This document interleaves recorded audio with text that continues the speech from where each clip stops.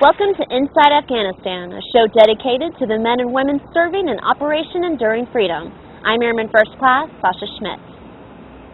Secretary of Defense Donald Rumsfield flew into Bagram Airfield, Afghanistan, paying a special holiday visit to the troops.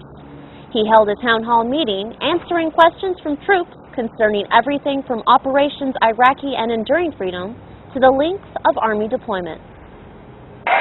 Secretary of Defense Donald Rumsfield's town hall meeting for troops deployed to Bagram Airfield, Afghanistan covered a variety of topics. After thanking service members for their continued service in the war on terror, Secretary Rumsfield opened the floor to any troops with questions for the senior leader. In your opinion, sir, what is your definition of victory in relation to Operation Iraqi Freedom and Operation Enduring Freedom? The Secretary answered questions about the Thrift Savings Program, VA benefits, and a topic near and dear to almost every soldier. My question to you, sir, is are there any provisions for 6-month deployment for active duty Army personnel? People are interested in the question you posed, and I've thought about it a lot. People are wrestling with it, and my guess is you're not going to see any adjustments in the Army tool length until the process of modernization and modularization with respect to their brigade combat teams has been completed. Thank you, Mr. Secretary. Secretary Rumsfeld closed his speech, reminding troops that their dedicated service and commitment to the people of Afghanistan is something they can be proud of. The town hall meeting was a chance for these troops to get answers to questions concerning many service members from one of our government's highest senior leaders. Donald Rumsfeld, 90 feet.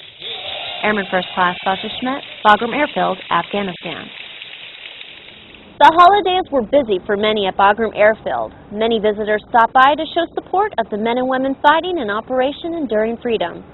Senior enlisted leaders also made the trip. It's their job to listen to the concerns of the troops under their care and to keep them informed of changes in the service. Keeping in touch with the rank and file becomes especially important during the holidays. In this report, the sergeants major of 3 different components visited Afghanistan.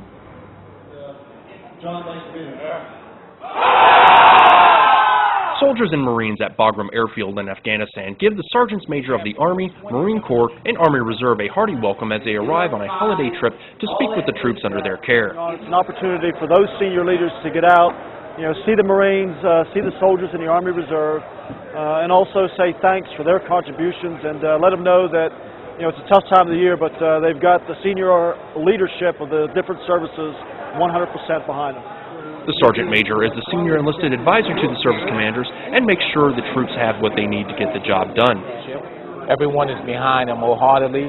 Everyone understands the sacrifices that they are making. And I want to wish them all a very Merry Christmas and a Happy New Year. And we look forward to getting them home safely. The Sergeants Major broke off to speak to their respective soldiers, citizen soldiers, and Marines by unit and in small group meetings. So throughout the day going around, I probably saw about 300+ soldiers in various different units. It gave them an opportunity to ask questions. Keeping in touch with the troops allows them to take suggestions and concerns back to their service commands and higher. Once they finish touring in Afghanistan, all 3 Sergeants Major will continue to visit troops in Iraq. Marine Sergeant Matt Preston, Bagram Airfield, Afghanistan.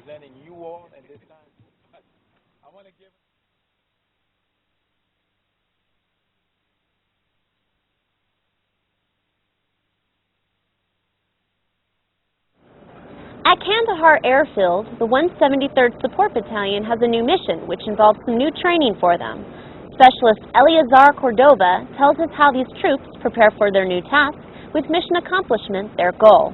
We travel now to southeastern Afghanistan. As soon as the range is set up. Before, their mission was simple: providing vehicles, moving pallets, or moving mechanics on post. But since August 2005, their mission is also to provide security and escort vehicles to forward operating bases. They trained with several weapons and went through a live-fire exercise.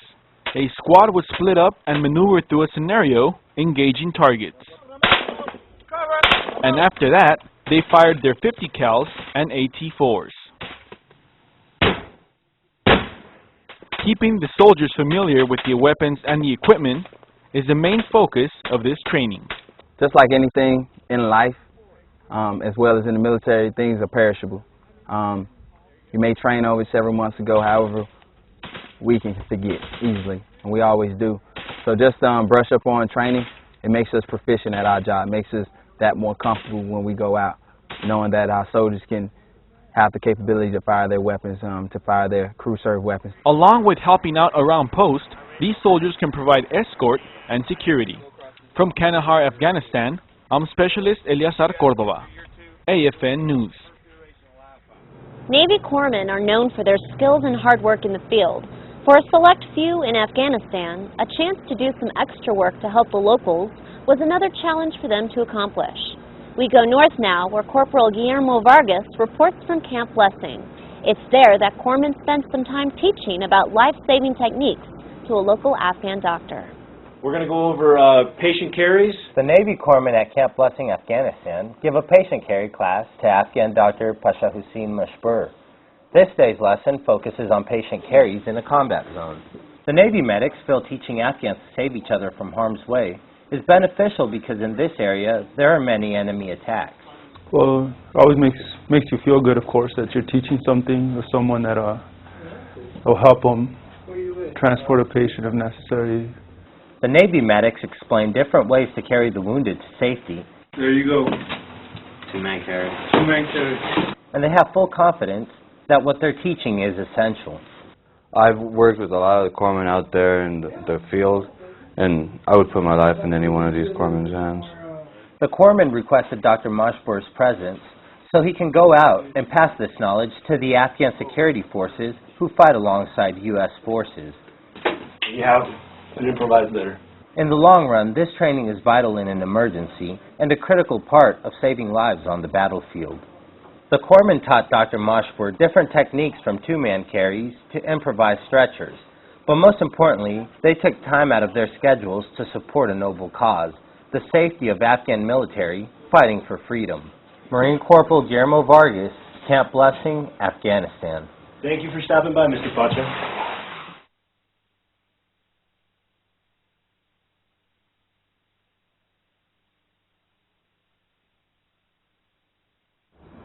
Muslims in Afghanistan trying to perform a traditional act of worship, a pilgrimage to Mecca, found it to be a little different this year at Kandahar Airfield. Coalition forces there are helping Afghan people get to the holy ground safely. Thousands of Afghans recently began their religious pilgrimage to Mecca. Border police and coalition forces in Kandahar kept the travelers safe and sent them through the same process seen at other airports around the world. They bring in the buses, and we all load them off the buses one bus at a time, and then they process through, getting their passports checked, getting visas stamped. We send them through a metal detector and an x-ray machine that we've provided.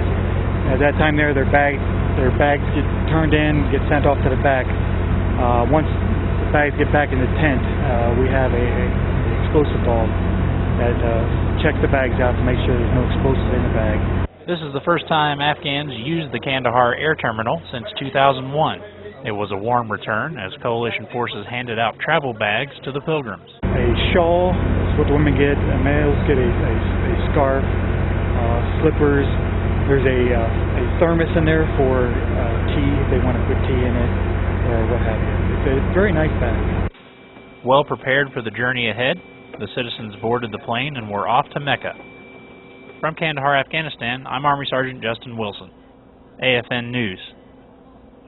And that's all the time we have. Thanks for watching. I'm Airman First Class Sasha Schmidt, and that's Inside Afghanistan.